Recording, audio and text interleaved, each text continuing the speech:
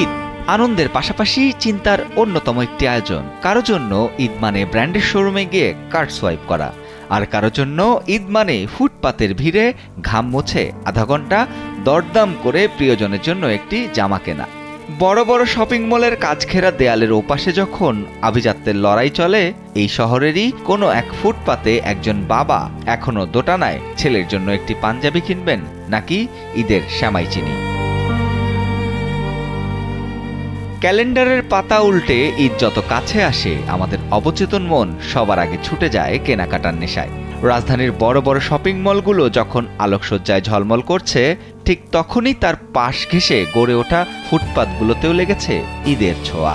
তবে এখানে জৌলুসের চেয়ে জীবনযুদ্ধের গল্পটাই বেশি প্রবল। আজ আপনাদের শোনাবো সেই যুদ্ধের গল্প, যেখানে স্বপ্নরা বিক্রি হয় সস্তা দামে।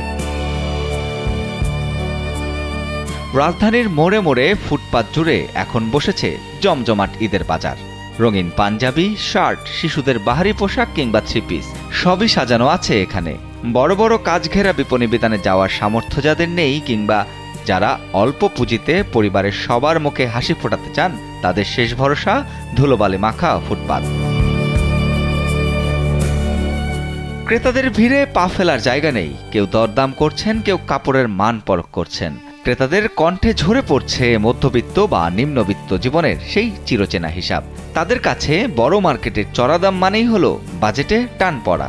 তাই একটু কম দামে মনের মতো পোশাকটি খুঁজে পেতে তারা ভরসা রাখছেন খোলা আকাশের নিচের এই দোকানগুলোতে। সীমিত আয়ের মানুষের কাছে এই ফুটপাতই যেন হয়ে উঠেছে খুশির ঠিকানা।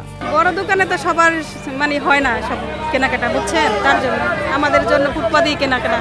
যে জুতা আপনি মার্কেটে কিনবেন 1400-1500 টাকাতে, সেটা আপনি 1000-1200 বা 1000-এর নিচে 10 নম্বরতে পাবেন। বড় মার্কেটে বা এগুলো কিনতে গেলে 400 টাকা, এখানে 200 টাকা অর্ধের রেট। এই যে ম্যাডামের সাথে নিয়ে আসছি। হ্যাঁ, দাম করার সুযোগ আছে, তবে শপিং মলে সাধারণত একটু হাই বাজেটের আর কি।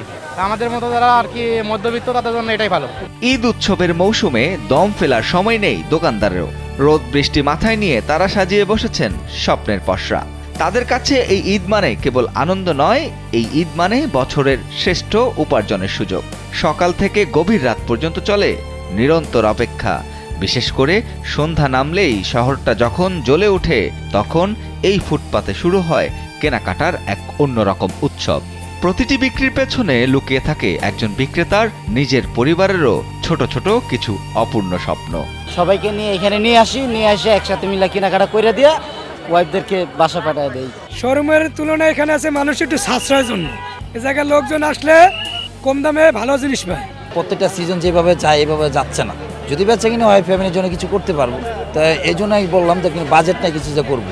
যেমন আমরা যদি একটা দাম 2000 টাকা চাই, তারা অনেক সময় 500 বলে, 200-300 বলে। এতে আমাদের কোনো কিছু করার নাই, কাস্টমার সে বলতেই পারে। বড় বড় মার্কেটের আভিজাত্য না থাকলেও রাজধানীর ফুটপাতগুলোতে এখন কেনাকাটায় যে উচ্ছ্বাস, তা আমাদের সমাজের এক বড় বাস্তবতাকে তুলে ধরে। এখানে দামি ব্র্যান্ড নেই, এসি নেই, নেই কৃত্রিমতা, আছে শুধু সাধ্য আর সাধের এক কঠিন লড়াই। আর সেই লড়াই শেষেই কেউ যখন হাসি মুখে একটা নতুন পোশাক নিয়ে বাড়ি ফেরেন, তখনই যেন সার্থক হয় রাজধানীর এই অস্থায়ী ঈদ বাজারগুলো। ঈদের আনন্দটা কেবল বিত্তবানের ড্রয়িং রুমে বন্দি না থাকুক, ফুটপাতের ওই ধুলোমাখা হাসিগুলোতেও ছড়িয়ে পড়ুক ঈদ মোবারক। আর কে চান কালবেলা।